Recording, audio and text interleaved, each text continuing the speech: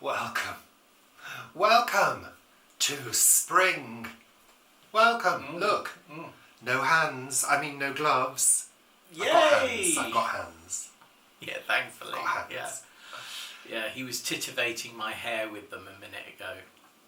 Well, it was all sticking out on one side. I mean, I can talk. Mine is in desperate need of a wash.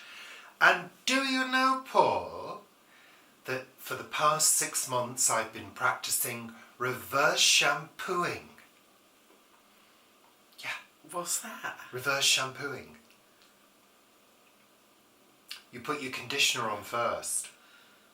You leave your conditioner on and you shampoo on top. Right. And you know what I've noticed? I don't know what you've noticed, Well, Richard. I'm here to tell you, Paul. Thank you, because I was just about to ask you.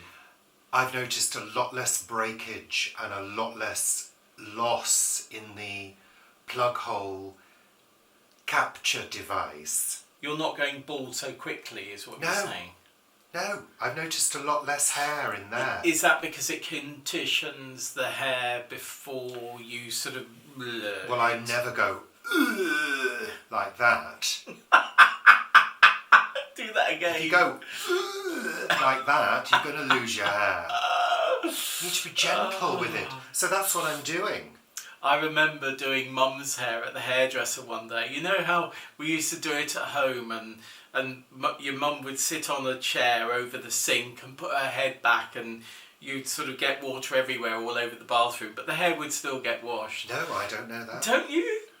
We used to do that, yeah. And then I remember doing it at the hairdresser one day. And what? Washing Mum's hair, they helped me. Why were you washing your mum's hair at the hairdressers? You Most pay probably, them. You pay them to do that. It's most probably because they just sort of thought, oh, well, we'll try and keep Paul entertained so that he doesn't go waffling on about one of his stories. How old were you? Oh, about 3. I had to stand on a chair. 3 or 4 then, I think. I mean, when I did it later for Mum, it was, when I was like 8, 9, Get 10. on with the story, Paul. But no, I just became completely entranced by that neck thing, where it... The backwash? Yeah, no, the way you put your head into the backwash. Is that what it's called? Backwashes. I thought that... I wonder why we didn't have one in our sink. I remember asking Mum They're that. adjustable as well. Are they? Well, the modern ones. Oh, well, there we are. Yeah, this wasn't. It was like, ceramic and you bang your head. I think the chair was adjustable. But yeah, there we are. Fascinating. Lovely. Thank you so much. And of course, those were the days, well, a bit later, when Mum would always have a tint in her hair.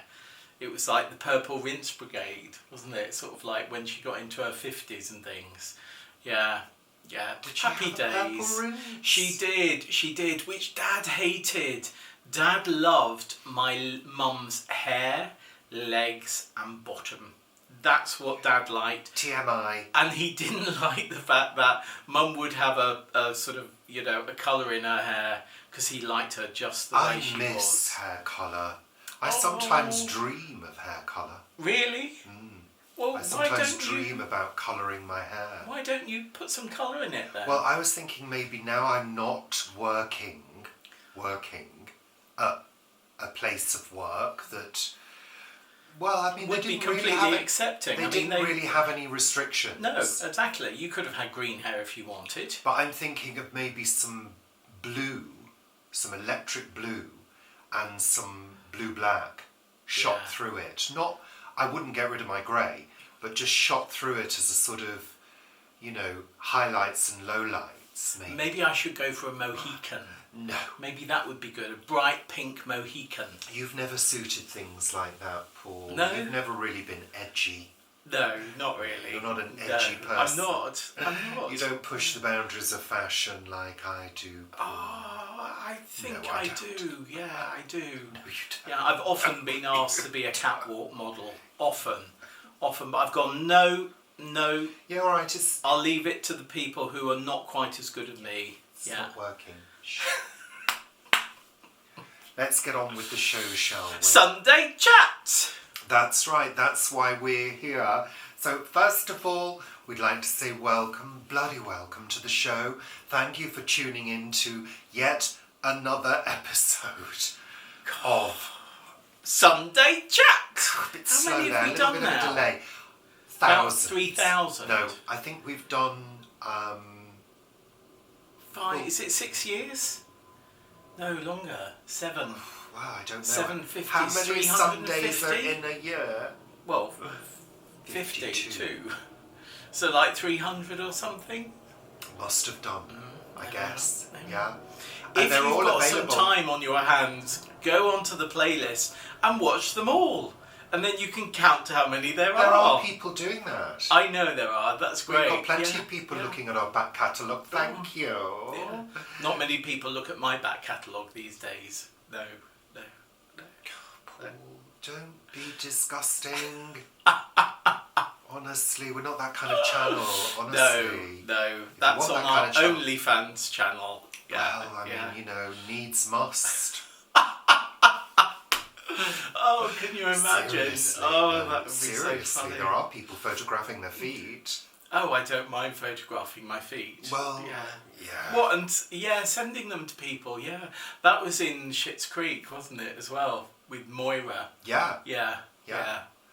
Anywho, bloody welcome. Thank you for tuning in. Shush now, Paul. God, before you start, honestly, people are not interested in your hobbit feet. No.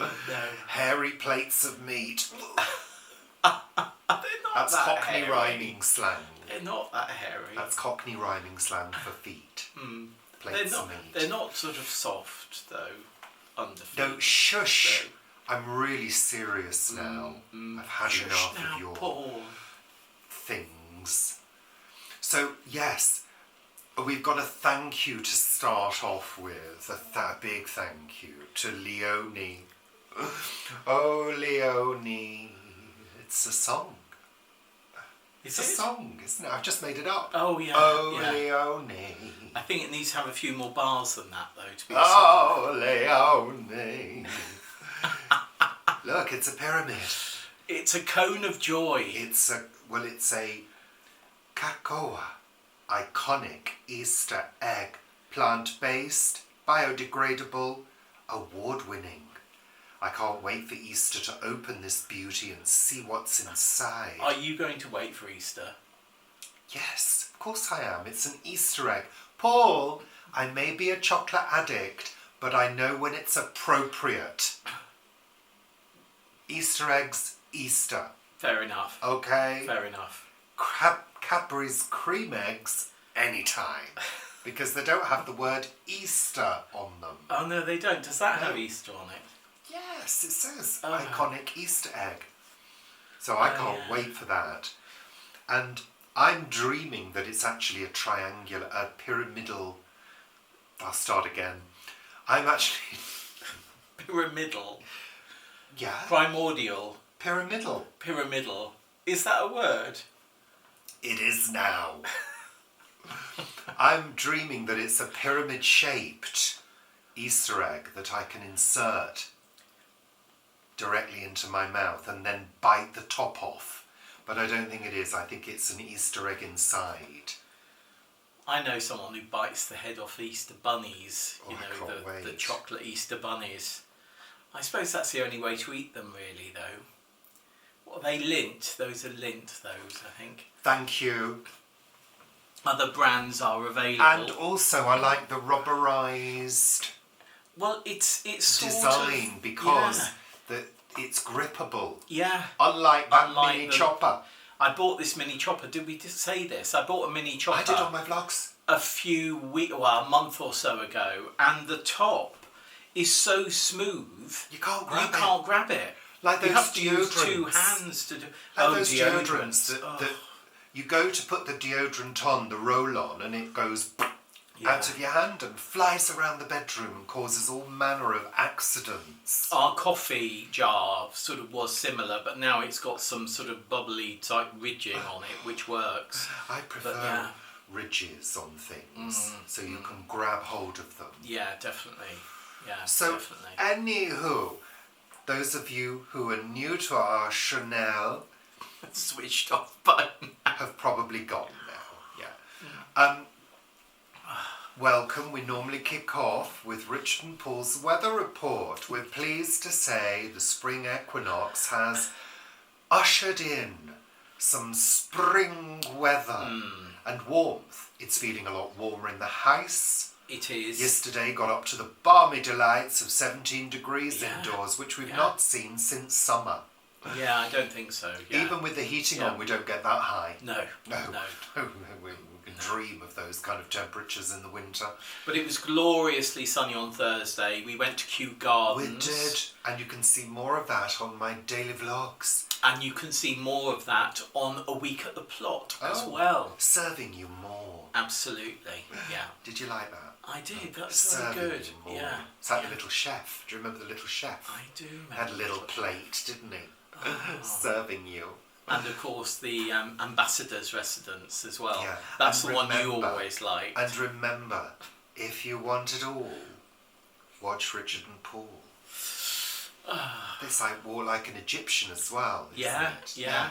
And the sand dance that they used to do, you know. No, I wasn't thinking of that. No, but they used to do that, and they'd go backwards and forwards like that. Yeah, enough. Shuffling on a sandboard. Enough. Shush now. Ooh. So, also, we wanted to mention Heathrow. Yesterday, there was a fire at a substation. We just wanted to make sure you all know that we're okay. We didn't have any power outages. No, we didn't. Richard and Paul marked themselves as okay during the Heathrow disaster. Planes are now flying. We heard a few this morning. They Yeah. kicked them out at 6 o'clock, They didn't did. They did. They did.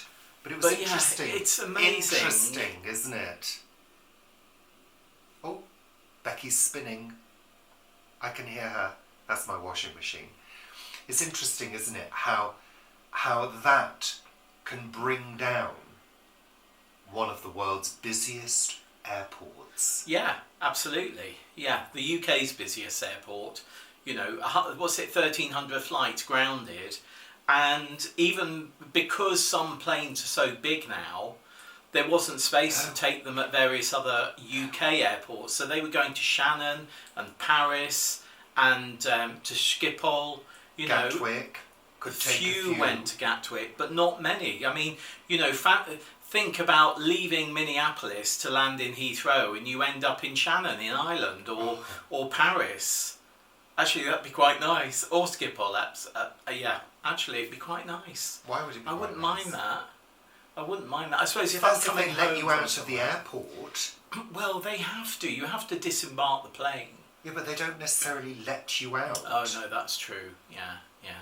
Anyway, yeah. So we didn't have planes, and it No. was a bit like the pandemic again. It was. It was lovely and quiet. Mhm. Yeah. That was the good thing about the pandemic. The absolutely. quietness. Yeah. Absolutely lovely. So that's all lovely. We're so pleased that normal service has resumed and the levels of pollution have risen again. Yeah. How Yeah. nice. So, in further news this week, on YouTube, we've enabled supers.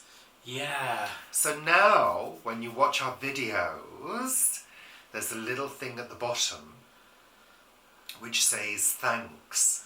So you can send us thanks Should you wish. should you wish to. And on our live shows, there's going to be super chat and super stickers as well. So another way that you can support us should you choose to. And also, of course, we've got our Ko-fi supporters page. Apparently we're saying that wrong. It's Ko-fi. Yeah, I think it is Ko-fi, but then I think Why do they say buy us a coffee and why have they got a coffee cup as their logo? that's why I say buy us coffee. That's what it is. But yeah, it was on Richard's Live on Friday night. There were quite a few people who asked about this, and Talking about coffee. it's something that we've not done before. But because we're a several bit people naive. asked and were contributing to us whilst Richard was on his live via coffee, we thought about it this morning and thought actually we will do it for those who want to participate. If you don't want to participate and do that, you don't need to. You can just watch the videos, which is absolutely great. Hopefully you'll watch the first 30 seconds or so of an advert which will help us along the way. So yeah, there we are. And I think also the other important thing to mention is the reason for your support in terms of money. So I think it's worth mentioning that we do have a fund which is specifically for equipment. So for example, a few years ago, the camera that we film Sunday Chat on and many of Sunday Chat! You don't need to say it each time, Paul. I do. Broke. The shutter mechanism just stopped working because, I don't know whether you know, but all cameras have a life. Digital cameras? No, all cameras. All? So the shutter mechanism has a certain number of times that it can do its stuff. And once they break... That's it? That's it. You'd have to replace the whole shutter mechanism, which would probably cost a few £100 and may not be worth doing. So we had to replace the camera. And for those of you who are die-hard fans may remember that we had to shoot Sunday Chat on the tablet for the best part of a month. Yeah, yeah. So we could build up a bit of money to afford to be able to change the camera. And then we had the time when our light broke. We had to replace our light because we use a studio light. And in fact, we could do with getting another studio light as well, but we'll wait. And also the fact that I am now a full-time content creator, so this is now my job. So I don't have the income that I had from my work, which was a choice, you know. It was either stay and get completely and utterly stressed to the max, or become a content creator and do this to the max, which I have to say I am thoroughly enjoying. You are, aren't you? Yes, I am. And he's throwing himself into sort of cookery videos, and there's lots of trials of different things. I'll be sitting at my desk and Richard will come upstairs and there'll be a plate with some pastry on it with something in it, because he's trying out pastry recipes at the moment. And it's like, oh yeah, that's quite nice. And you go, oh well, I think this could be thinner, or it could be thicker, or it could be this, or it could be that. And then you go away and you do it. And what he's doing is it's all in sort of like micro, you know, it's with small amounts of the ingredients. So you're not wasting a whole batch if something doesn't work, you know, which I think is really important. And then of course there's the scaling up of that, because sometimes when you scale up a recipe, particularly with baking, there might need to be a few you know, tweaks along the way. When you're doing a stew or something like that, it's quite different, but with baking... Well, baking is kind of a little bit more scientific. The amounts actually matter. For example, you know, pastry has a basic recipe which is half fat to flour. That's how you make pastry, basic pastry, short crust, and hot water crust. So, you know, you have to make sure your measurements are right, otherwise things will go wrong. But yeah, so I am enjoying it. And I am enjoying the trials. Well, you're getting cooking done for you, aren't you, Paul? I am missing it a few days. Like the other day that we had leftovers or something, and I thought, oh, I was going to do such and such, but I'm going to do that tonight instead. So there we are. Yeah, so we are trying our best to bring you more content, but one of the reasons why we have enabled the supers is A, we have the conversation on the live show, but B, it's kind of the realisation that we may be getting more views and things are going up in that respect, but it doesn't translate to more revenue from adverts. No, which is really bizarre. It's really not translating. So anyway, we need to take the opportunities to earn a little bit more money, you know, without being mercenary about it. But that's life. We have to earn a living, and we are trying to bring you more content and more of what you enjoy. So we're trying to cater to you as our audience directly. as well as hopefully picking up a few new subscribers here and there along as we the go way. along. Yeah. Yeah. Hopefully active subscribers, because you Yeah. know, channels can increase the number of subscribers, but you know, it doesn't necessarily increase the views. But anyway, there we are. No, but it is. But I think it's important talking about it, because you guys, and we've said it before and we'll say it again, without you guys, there's no YouTube. Without the viewers, Well, there's no YouTube for us. Yeah. Well, there isn't. Yeah. Full stop. It's Yeah, like no, a I shop. suppose so, yeah, There's absolutely. no shop without the customers. Yeah. Yeah. And yeah. that's kind of how we view people here. This is our storefront. This is our product. So, you know, we have to try and make the most out of it to maximise everything as much as we can. While still being us. You while know, still not selling out. Yeah, there's somebody, a vegan creator that I've been watching quite a lot, and this person has done really, really well, and I like what they do, and I think it's absolutely great. But now every single video that they do is sponsored by X or Y or whatever, and it's sort of like, yeah, but what happens if you don't have that in your store cupboard? You know, this person no longer says, oh, well, you can swap this out for that. You know, it doesn't matter what brand. Of course, everything is now branded. And yeah, we certainly don't want to go, well, we've never been asked. We get emails about, would you like to sponsor glass jars? Or, you know, we'd like you to mention glass jars or X or Y. Really obscure things sometimes, as most creators do. And we sort of go, no, that's not relevant. Well, we were asked about a chainsaw the other day. Yeah. We were asked about another product that we wouldn't really use. We don't, well, I certainly in gardening don't tend to use power tools. I've got one power tool, which is a mini cutter, which is rechargeable, and I use it to do the grass edges, just to help me out a little bit, you know. I've got a strimmer at the plot, apart from that. Which again is rechargeable, isn't it? Yeah, rechargeable. Apart from that, don't have anything else. We do, for maintaining the site, we've got a couple of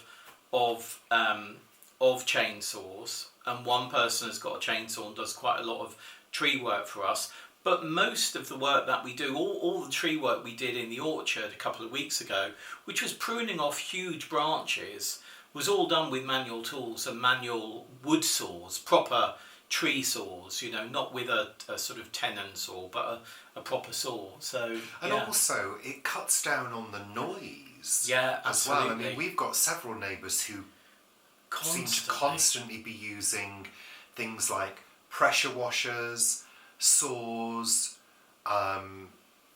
drills, whatever, and you know, it's like a constant background noise of various different tools going on, sometimes 4 or 5 different at once, you know. And he's really noticing it now, because of course he's working upstairs. We've both got a desk upstairs, so he's working upstairs more often than he used to, and during the day, you know, you'd expect it to be sort of quite quiet, it being a residential area, but the amount of noise that can occur, not just from extensions, but just generally, is quite surprising. And of course it goes up in the summer, because everybody comes out of their houses and goes, oh my goodness me, I need to tidy up my garden, which is something going through my head at the moment.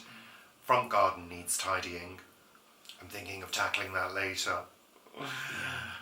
Back garden, well, it is what it is at the moment. I need to carry on with the ivy on the pear tree. You do, and you need to move the cut ivy to one side. But the good thing is that pear tree is growing well. It is. So more ivy off that, and that tree has been rescued, because I was worried that if we didn't cut the ivy at the bottom, the ivy would overwhelm the top, and with the canopy of the tree not being able to see light, the tree would die, and that is not happening. So yeah, more work on that, which is good. But move to the corner. Yeah. Corner, move, ivy, tidy. We've got quite a lot of cats out there at the moment doing sort of tumbling and running about and things, our back garden which is quite nice. is now the litter tray for all of the neighbours' cats. I think it is. I stepped on a few poops. So, Paul, you wanted to talk about a really interesting subject. Yes, absolutely. The interest rate, the Bank of England interest rate. Now. So the Bank of England decided this week not to change the interest rate, not to lower it. And that's because inflation is rising, so the cost of things is rising. The economy is flatlining or shrinking, so there's less money in the economy and therefore people aren't buying things. And thirdly, because there's more people who aren't working, and that is a real problem. But they decided that instead of boosting the economy and saying, actually, let's forget about inflation for a while, and lowering the interest rate, which would give the general public more money to spend each month, they would keep it as it is. Even though in less than 2 weeks we have all sort of media, streaming, all of those costs going up 10%. We've got water bills going up between 30 and 50%. We've got general costs of bills of gas and electricity going up again on the 1st of April. And all of these things that are going up at the moment are governed by an organisation or various organisations that are supposed to look after the interests of the public and make sure that corporations aren't exploiting us. But instead of that, what is happening is they're allowing these companies to put up their bills significantly higher than the growth rate in the UK. So I think I've mentioned this before, like Virgin Media is putting up its bills by about 8%, despite the fact that the increase in costs is only 3%. So this is more profiteering. So the Bank of England is allowing, and the government, because they work together on this, is allowing these companies to profiteer, which is now meaning we all have less money in our pockets, and the Bank of England has decided to give us even less money in our pockets by not lowering that interest rate. And it's just insane, because the economy's not going to grow. Inflation isn't going to come down, and profiteering isn't going to be stopped unless the government steps in and the Bank of England says enough is enough. And it's really, really peeing me off at the moment, because none of the media outlets who are reporting these things are actually talking about this. I've said it before, our economy does not work anymore. It just does not. And going back to the old ways of doing things is just utterly insane. And that's my little rant for today. 12 o'clock. Is it 12? Interestingly, on a Thursday, once every 6 weeks, that's the time that the Bank of England says it's going to raise, lower or keep interest rates the same. Synchronicity in the Richard and Paul household. But it's a Saturday. I know, but it's still 12 o'clock. Yeah. How lovely. Well, Paul, thank you for that. I'm not sure what any of it meant. Frankly, it was a series of hoots and clicks to me. But I'm sure many of you enjoyed that. Thank you so much. Oh, and there is another thing to say. Oh. Tax the rich, not the poor. But we've all got to pay our due. Yeah, we've got to pay our due, but some people need to pay their dues more than others. You know, when you have low-income people paying a larger proportion of their income in tax than people who earn billions a year, and we are talking about, you know, tens, hundreds of millions and billions, and those people are using loopholes to pay less tax than somebody earning 12,000 or 15,000 a year. It's insane. Lovely. Thank you, Paul. You also wanted to mention your blog, Paul. Yes, yeah. So we had a lovely day at Kew the other day, and it was really, the blue sky was gorgeous. The trees were just sort of bursting out in leaf. And the geese. The geese were wonderful. They were fantastic. We sat down for 10 or 15 minutes. Oh, yeah. And just watched 2 sets of geese, one Canada geese, one set of Canada and one other type, I'm not sure what they were, preening, washing themselves and preening in the lake, and it was just glorious. But it did, when I saw the trees and the blue sky, and Mum loved trees, it made me think about Mum, which made me smile. It didn't make me melancholic in any way. And I'd written a little piece about that visit to Kew Gardens, which you can see in my blog. If you go down in the description below, you'll come to it and look for Thursday, which was the 21st. Yeah. 21st. 20th of March. Yeah. And have a read. The equinox. If you're on coffee, the post is already there. If you're on Planet Vegetaria, it will be on there soon. Thank you, Paul. That's quite all right, Richard. Very much. So, it's the 23rd broadcast day. It's going to be pyramidal. I wish it was pyramidal.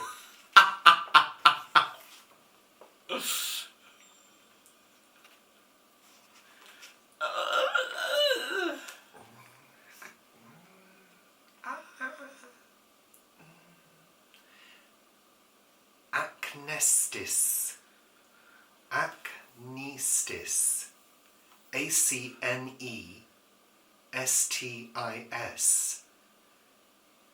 What? ACSTN? Acnestis. Acnestis. Acnestis. You know that bit of your upper back right between the shoulder blades that you can't quite scratch satisfactorily? Itches in said area might be made a smidgen more tolerable once you know that it has a name, the acnestis, from the Greek for both unscratchable and backbone. We first find the word in the Medicinal Dictionary of 1745, compiled by the physician Robert James and recommended by his friend Samuel Johnson. Acnestis, James explains, is that part of the spine of the back which reaches from the part betwixt the shoulder blades to the loins. Mm-hmm. This part seems to have been originally called so in quadrupeds only, because they cannot reach it to scratch. James also promoted his own patent fever remedies, for which he was in some quarters accused of quackery. But then this was the 18th century, and so on this day, the anniversary of his death in 1776, let us at least thank him for scratching a lexical itch with acnestis. That's interesting. Was difficult to read, that was. You did a very good job. When you've not read it through first... Which you don't. Which I don't. You can't quite see where the pauses are. Because I don't think he uses enough commas. Yeah. I like commas everywhere. Yeah. Because that's how speech is. It breaks it up. Yeah. There was a book, was it Train Spotting, that had no punctuation? I think Roddy Doyle did do a book that had no punctuation. Well, I know that... Or little punctuation. I know that James Joyce's Ulysses has got sections with no punctuation in it, which I find very odd. I did try to read it once. Tried was the operative word there. So it's time to come to the final section. No, I didn't mean to say it like that. No, I don't think you did. No. It's time for the final segment. What have we watched on television this week, Paul? We've watched quite a few things. One of them, which, well, I think you've fallen asleep quite a lot this week. We finished Towards Zero on BBC One. Well, you finished Towards Zero. He fell asleep about halfway through. I said about it last week. I think these adaptations that are loose adaptations of Agatha Christie should be stated as such. Next. Enjoyable. That's about it. The Life of Waves, which was on BBC Four. That was good. This was interesting. This was talking about how waves come about, and they used a mill pond at one point, which they blew on to show the initial ripples that start. Which mill pond was used for? It was the one from the Haywayne, wasn't it? Yes. It was, yes. So these initial ripples are called... In which county? Wessex? Suffolk. Suffolk. Isn't it? Anyway, going back to these waves, these small ones, like the ripples, are called capillary waves that start off. And then, of course, the stronger the wind gets, the bigger they get. But I've always... I've never understood the fact that they say that waves don't move, because we see, when we're on the beach, we see waves crashing against the beach. We can see waves moving. The water is moving. And I never understood the fact that they said it's the energy that moves through the waves and makes the waves, rather than the water that is moving.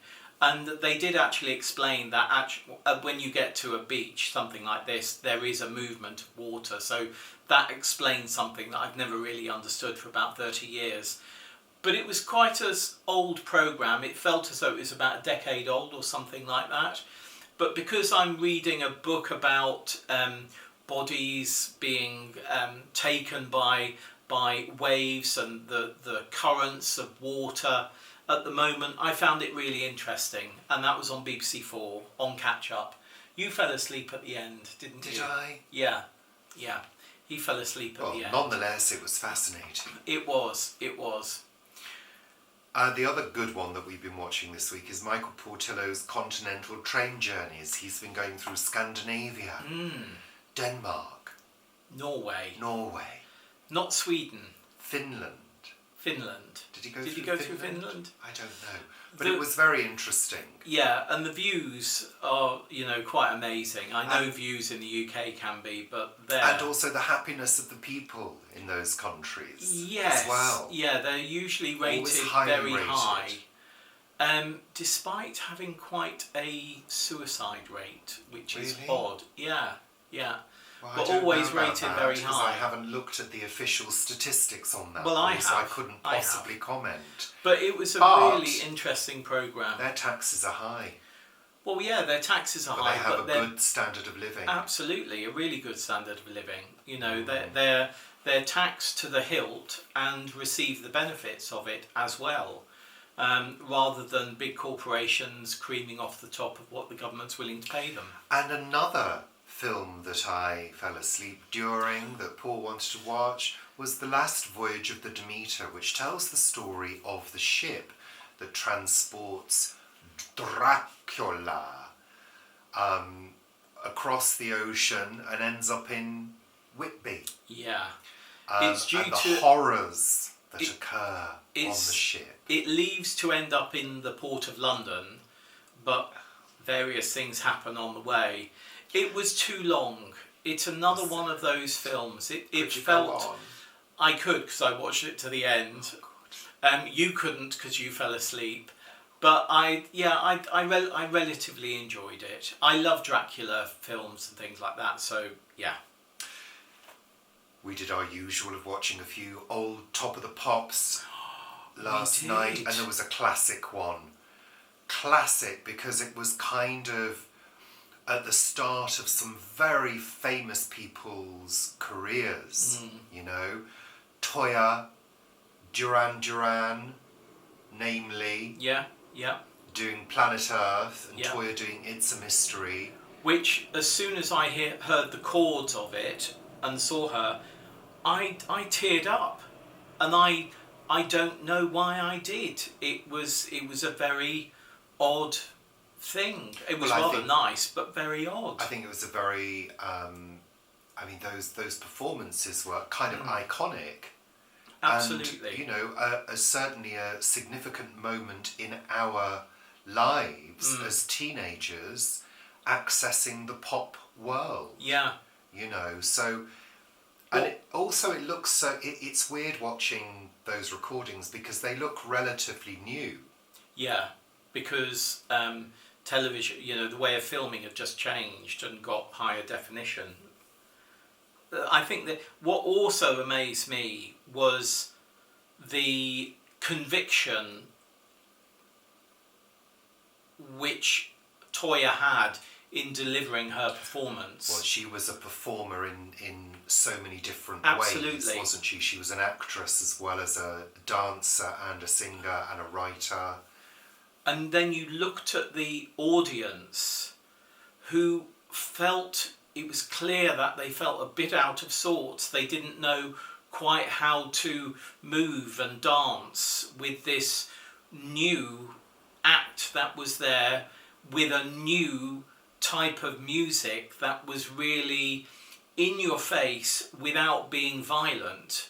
And it was fascinating because you saw the stage presence that Toya had and the dancing she was doing, and the audience was sort of, how do we move to this? I'm not quite sure. What do we do? Well, it was part of the new wave. Absolutely. And, Absolutely. People wanted that new wave because it was post-punk, but it was pop. Yeah. It was more accessible than punk to a wider range of people, and also had the punk fashions coming through it. Yeah. Yeah. The hair dyeing, the alternative ways of dressing yourself. It was just new and fresh. Yeah, it was amazing. Fascinating. Yeah. Yeah. And we of course continue with Schitt's Creek and Heart to Heart as our lunchtime viewing. And Heart to Heart, there was one episode that had Jar Jar Gabor in it. Oh, Jar Jar. Just fabulous. She was genius, Jar Jar Gabor. Absolutely. Absolute genius, and hysterical comic timing. Yeah. As well. And the storyline sort of played to her life. Yes. Because, Jar Jar Gabor was married many times, and the character in Heart to Heart was married many times.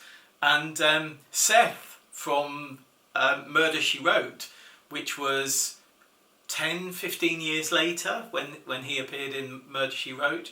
What? Murder, She Wrote. What do you mean 10 to 15 years later? What are you talking Well, about? it was 80s, wasn't it? So was Oh, Murder, She no, Wrote? it was, it wasn't, I'm thinking, anyway, Seth was in it as her ex-husband. It was interesting to see him. Thank you for correcting me, Richard. So that's it for this week's show. Sunday chat! Thank you. Bloody thank you. Bananas. Tits and bums. All of those things. All the good things in life. Yeah. And that's it. That is it. Yeah, take care. Yeah, we're going to go now. I'm going to do some lunch, I think. Time for lunch. You're going to do some downloading of this thing. Food. Some food. downloading of this thing. Yes, of this thing into the I'll machine. be doing the work that's required to Yeah. get the episode out. Up. Yeah. Up. Yeah. Uploaded. And of course it is up, isn't it? 'Cause Yeah, it gets shush up now. to a satellite. Oh, shush. Honestly. Take care. See you soon. Bye for now. Thank you.